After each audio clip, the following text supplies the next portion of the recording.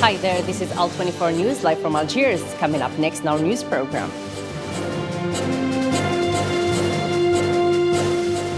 Croatia Foreign and European Affairs Minister is in Algeria for an official two-day visit, the first of its kind since the creation of Croatia.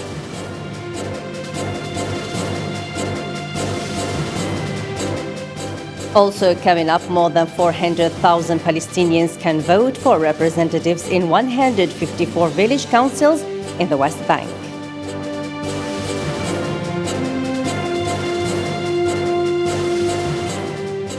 And finally, Iran and world powers try to bridge gaps in ongoing Vienna talks, and Iran still refuses to meet the US directly since its withdrawal from the deal.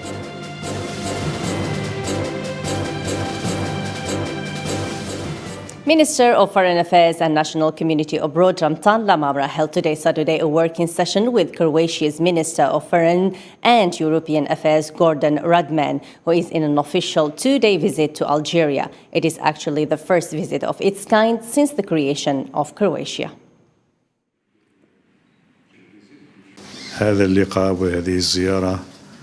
This meeting and this visit of the Croatian Foreign Affairs Minister to Algeria is one of a kind. Algerian Foreign Affairs Minister has already visited the capital Zagreb in Croatia before. However, this first visit comes after political meetings and discussions about bilateral cooperation.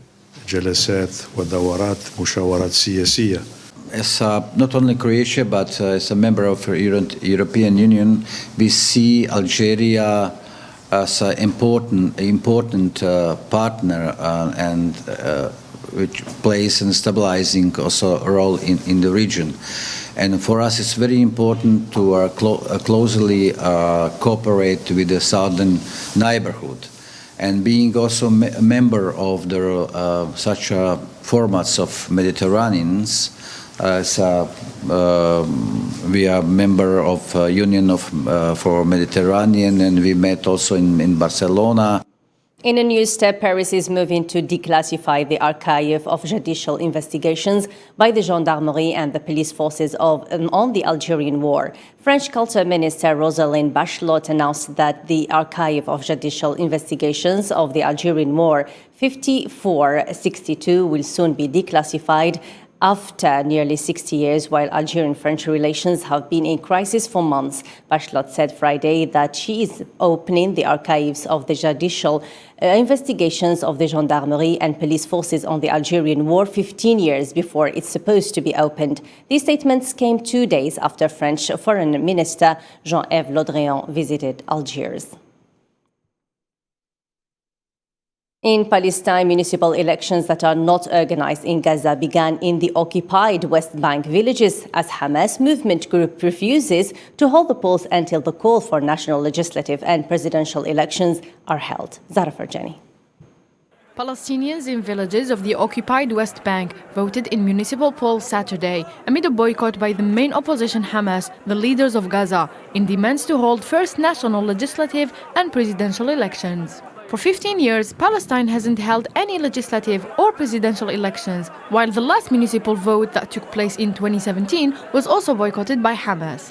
According to the Elections Committee, voting stations are open until the evening, with some 405,000 people eligible to vote. Hamas, which has ruled Gaza since 2007, is boycotting the vote in opposition to President Mahmoud Abbas's unspecified delay of parliamentary and presidential elections that had been scheduled for earlier this year. Palestinian president justified his decision to cancel the legislative and presidential elections by saying they are not guaranteed in occupied East Jerusalem.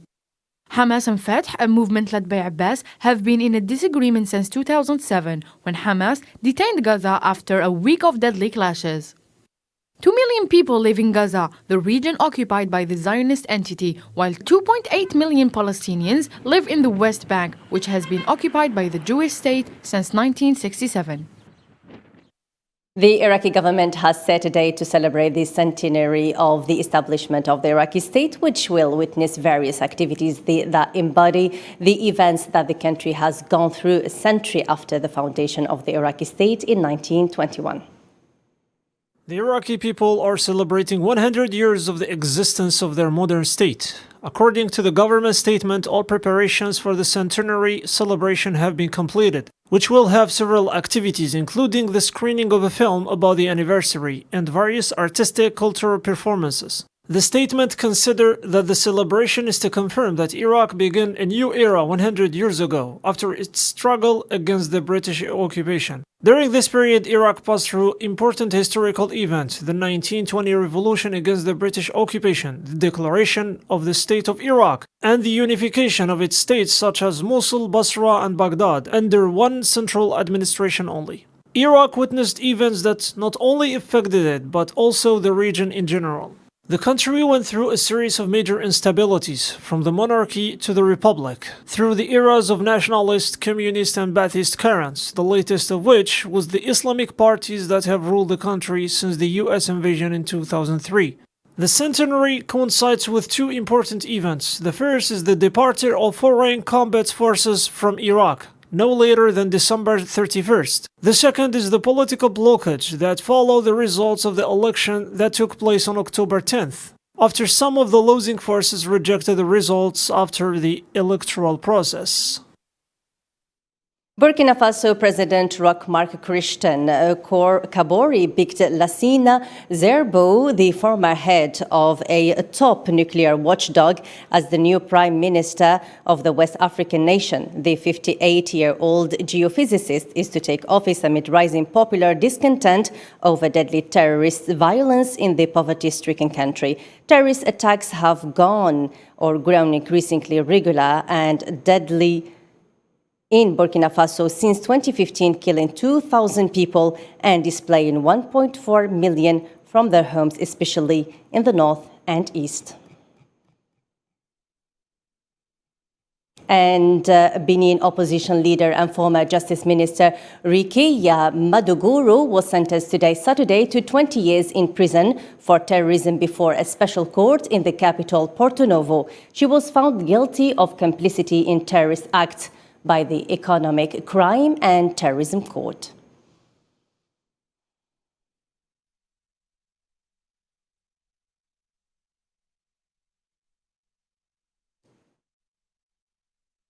And just to go back to our guest who was supposed to join us right after the report about the celebrations of Iraq's state 100 years since its creation in 1991, I'm joined live from Paris by Mohammed Zaidawi, who is a journalist and Iraqi researcher. Well, first of all, thank you so much for accepting our invitation. And I would like to ask you a little bit about the creation of Iraq, and as we are celebrating 100 years, and the challenges that the government and the Iraqi people are facing today.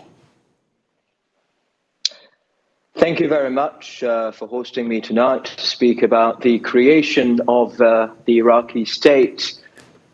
Since early 20s in the last century, unfortunately, many people call it a state, while it's far from being anything like a state, because as we know, states are not built by speeches or celebrations or anything like that. It's rather built by institutions and the growth of intellectuals and education systems that contribute effectively to the growth of the communities in Iraq and contributes effectively to the build of entire generations that believe in the modern governance and democracy and the freedom of speech. However, ever since the establishment of Iraqi state, Iraq have been in,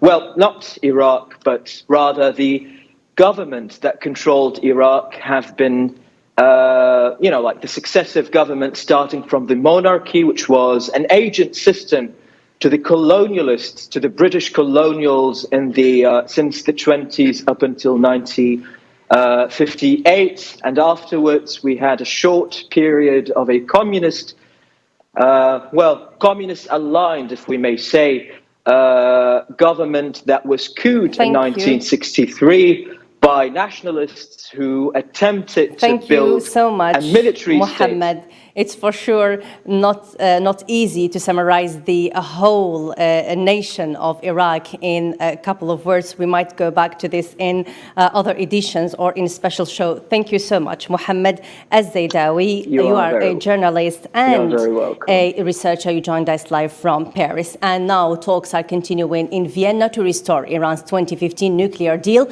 with world powers, but the final agreement still appears elusive as Iran and the West have varying views on the path forward. After a week-long pause, the representatives of Iran, China, Russia, the United Kingdom, France and Germany reconvened in the Austrian capital to resume their 7th round of talks on Thursday.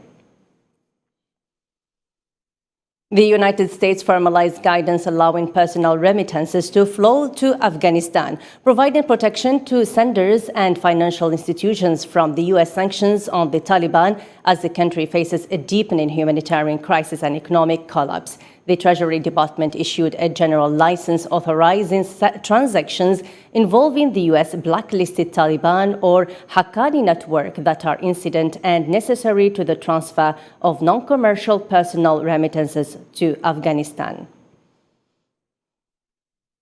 Tonight, the show with Jimmy Fallon welcomed Joe Biden for his first appearance on a late-night show since taking office. During the remote interview that aired on Friday's broadcast on The Tonight Show, Biden spoke about the unity in politics, his infrastructure bill, as well as some of his plans for the future, before the pair talked about getting vaccine boosters against COVID-19.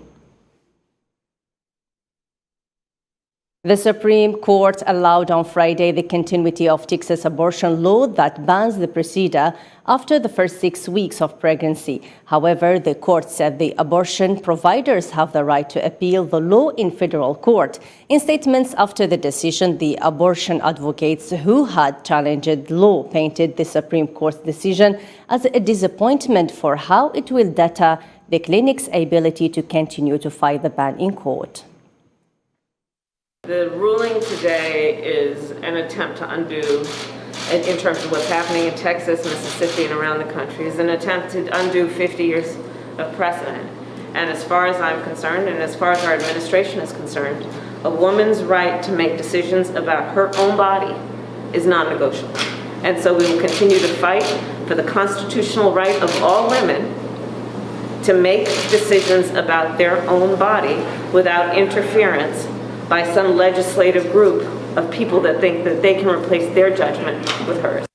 New German Chancellor Olaf Scholz and French President Emmanuel Macron showed on Friday during the first meeting the similarity of their views on Europe and announced their determination to work together in the face of major international challenges and affirmed their determination to help Ukraine maintain its sovereignty and territorial integrity. Hossein Berkan. In his first meeting with the German Chancellor, French President Emmanuel Macron praised the resemblance of views about Europe and the international challenges between the two countries and stressed their determination to work together. The two politicians also discussed many files, on top of which Ukraine crisis, emphasizing that the goal is to avoid any tension. I believe our primary goal is to avoid any tension. For instance, the information that then becomes a self-fulfilling prophecy. I believe in the will of all of us, above all in the will of the Europeans and Americans, to show that we are following the situation very closely. But there must be no escalation of any kind. Above all, it is about the stability and the sovereignty of Ukraine, and I do not want to engage in political science fiction here, which can develop its own dynamics. The Social Democrat Chancellor Olaf Scholz, who succeeded Angela Merkel and who's visiting Paris in accordance with a long tradition followed since the end of the World War II, stated that there is no alternative to the Ukraine-Russia crisis but to de-escalate. It is quite clear to all of us that there is no alternative to the effort and tool associated with the de-escalation. Security and cooperation in Europe still presuppose that borders are inviolable. That is what we have to achieve, and at the same time we have to work hard to de-escalate conflicts that have arisen and to create a perspective for the future. It's noteworthy that Scholz had threatened previously that there would be possible consequences for the Nord Stream 2 gas pipeline connecting Russia with Germany, if Moscow launches an attack on Ukraine in opposition to the policy of Merkel, who was absolutely supportive of the controversial pipeline project. In a vote that is important for French geopolitical ambitions and closely watched amid growing Chinese influence in the region, the South Pacific archipelago of New Caledonia decides on Sunday whether to break away from France by going to the polls at the weekend for a third and final referendum on independence from France, with campaigning marked by angry demands to call off the vote because of the COVID pandemic. British Foreign Secretary Liz Truss and her USA counterpart Anthony Blinken discussed Ukraine support on the eve of the G7 ministerial meeting. Liz met Foreign Minister Blinken in Liverpool before the G7 meeting and after the successful Summit for Democracy. Media reports had indicated that the G7 foreign ministers' meeting would discuss issues of Russia's policies toward Ukraine and the so-called risk of Russian interference in the country. An EU deadline for Britain to grant fishing permits to dozens of French boats appeared to expire on Friday without a final breakthrough in talks. France threatens to seek European legal action if the situation continues. Nabil Khazini. The EU deadline for the United Kingdom to grant licenses to French boats in a post-Brexit fishing row has passed without an agreement being announced. France says that 104 boats still lack licenses to operate in British waters. The licenses should have been granted under a Brexit deal Britain signed with the European Union in December last year. This whole part there, we can't fish there anymore. All that's left is the small bit where we can work. It's nothing. Only half is left. This whole zone where we worked before, we don't have access to. And the British, they are persuasive. We don't enter their water. I don't have a license.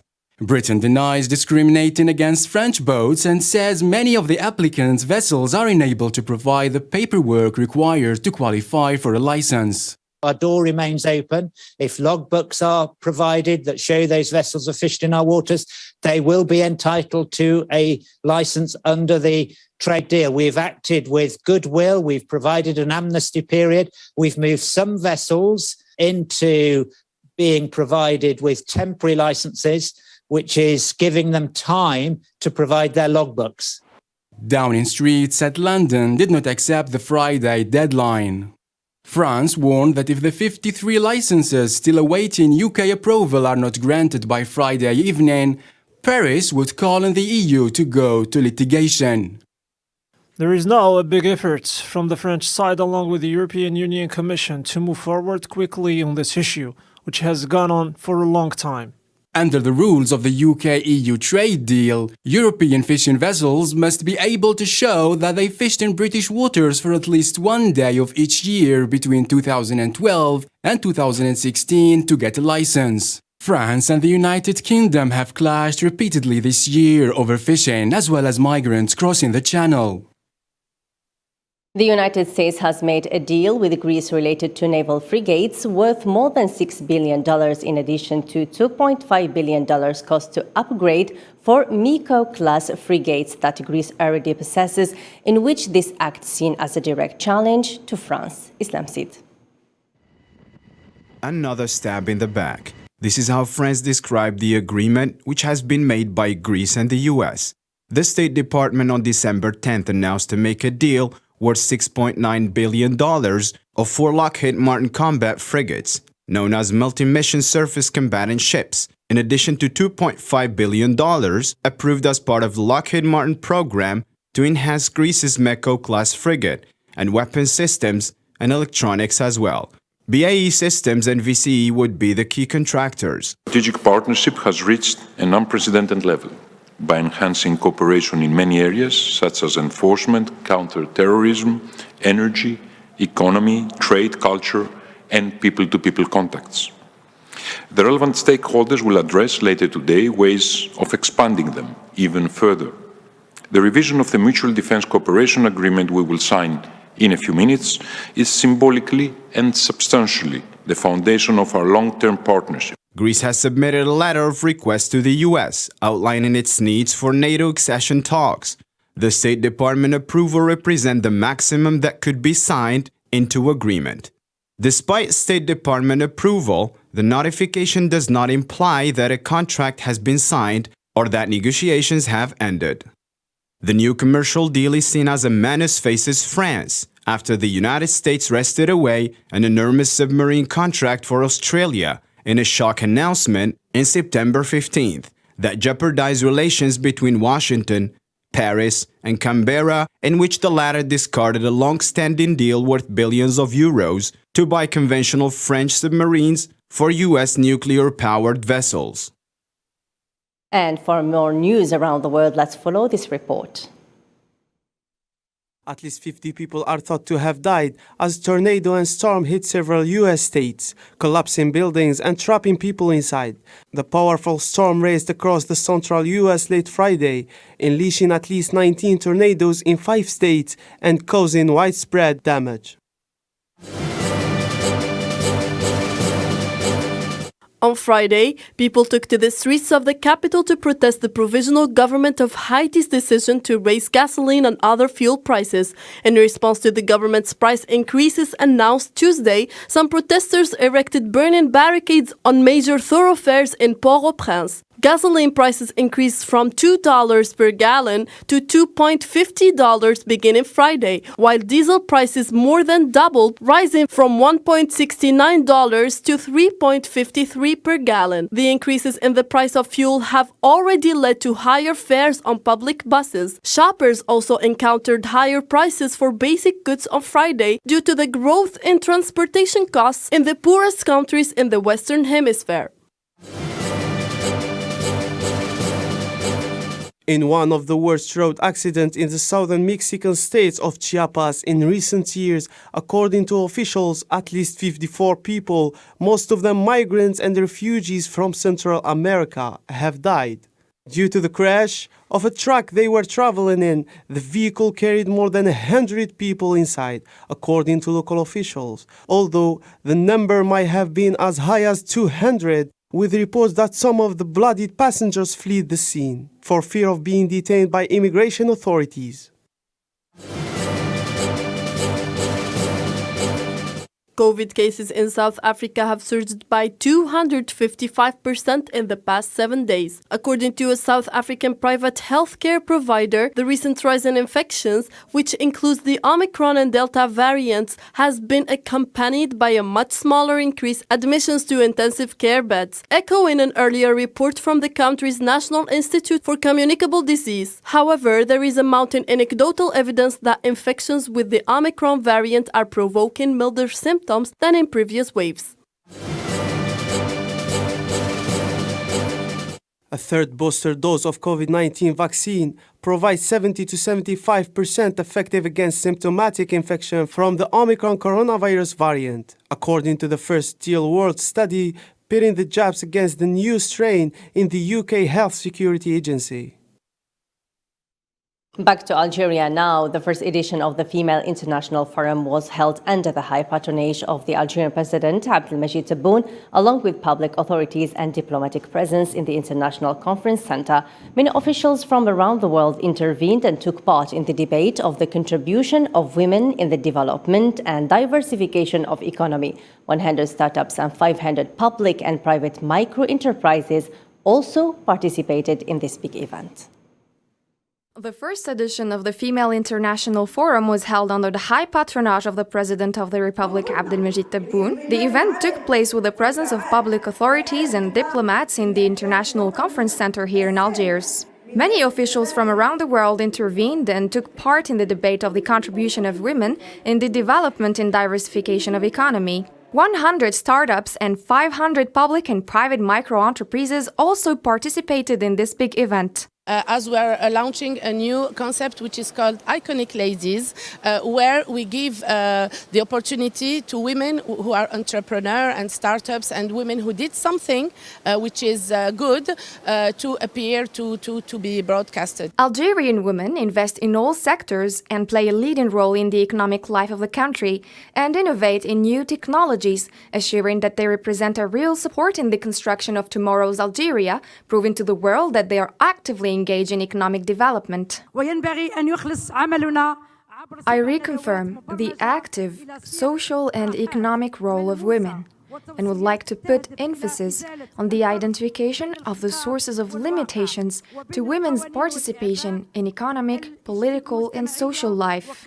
Our work should reach through the 7 panels the formulation of concrete proposals to make a distinction between discourse and reality. The conference lasts for 2 days, in which many panels and workshops are scheduled. This was the first edition of the International Female Forum to discuss women's participation in the economic sector of the country under the patronage of the Algerian President, Mr. Abdelmajid Tebboune. The forum will continue until tomorrow for more panels and activities. This was Mariam Zian for Al24 News. And finally, the 17th session of the Mediterranean Games, which is going to take place next summer 2022. Algeria held a conference in Oran with the attendance of the governor of the Mediterranean Games, Oran 2022, Mohamed Aziz Driwaz, the second vice president of the International Mediterranean Games Committee, Bernard Emislam. The conference agenda includes general sessions and technical meetings in which the conference aimed at the exchanging expertise and accomplishing all the procedures related to the Mediterranean Games competition in Oran next year.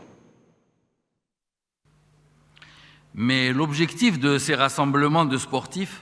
This seminar will be the occasion for you to realize the achievement of many years of hard work and preparation for such event, in addition to the investment of the Algerian state. Our Algerian partners work on one single objective, set, that is to offer the best conditions for the athletes who are going to be part of the competition, as well as to permit them show their best performance and skills. The aim of this sport event is to gather different athletes from various nations and to convey a message of peace and brotherhood. What a pleasure to see these champions hold different beautiful messages towards the citizens and their neighboring countries. This is a #1 principle of such gathering, which carries an Olympic background. I had the honor and pleasure to share some of these moments. What a chance and what a responsibility to accomplish this mission. That's all for now. The news continues on Al24 News. Thanks for watching. Bye for now.